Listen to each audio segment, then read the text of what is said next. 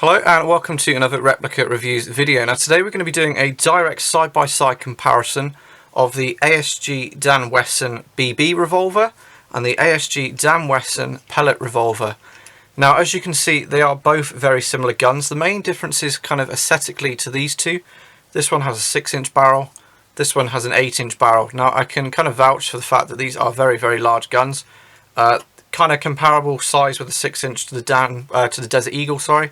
The 8-inch is just something else. It's a really fun gun to hold and to use.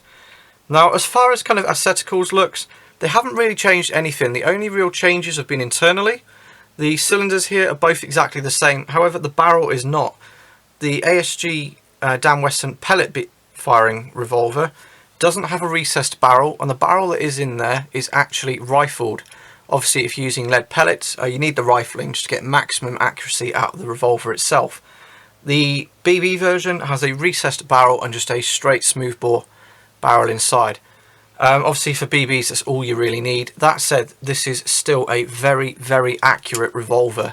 We have had some very impressive groupings with it. I'm really looking forward to trying the pellet version, see if we can get comparable kind of groupings and accuracy with it. The trigger on these two guns, both very smooth, very crisp to use on single action. When you're using a double action, to me it just feels a little bit clunky. But that's a whole different review. Again, if you want to watch the full reviews of each of these guns, feel free to look at them. They're both over on our channel, and we'll go into a hell of a lot more detail.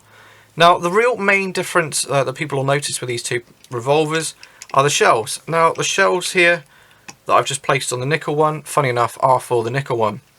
And these shells here are for the 8-inch pellet version.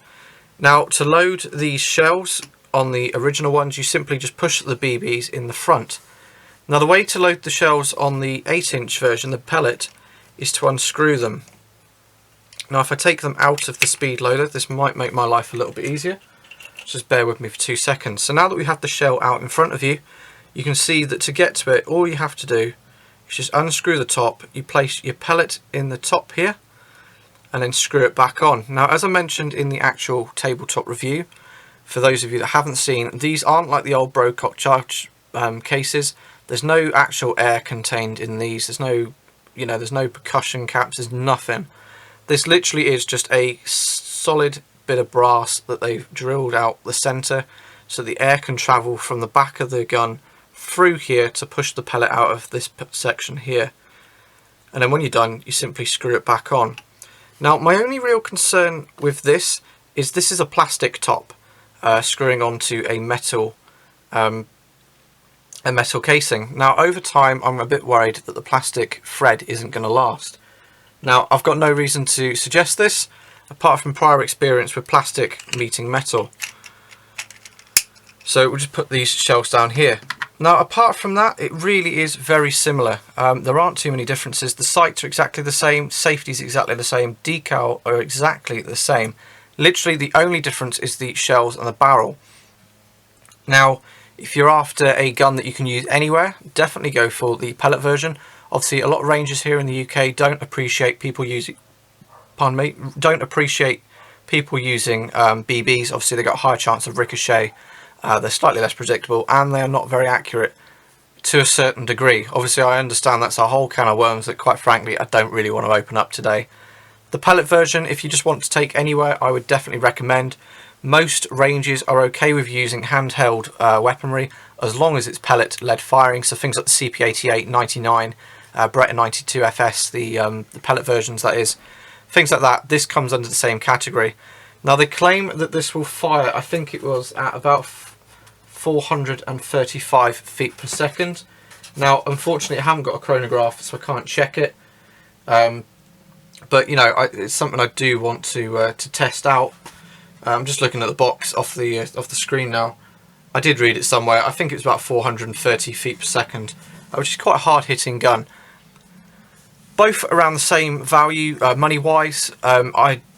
It really is just a toss-up. Do you want BBs or do you want pellets? That's the only decision to really make, unfortunately.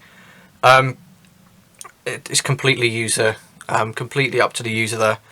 If you want to check out any pictures or even the full tabletop reviews, feel free to go across to our YouTube page. We've got full detailed reviews on both these guns. If you want to check out the pictures, feel free to go across to our Facebook page. We've got loads of information up there.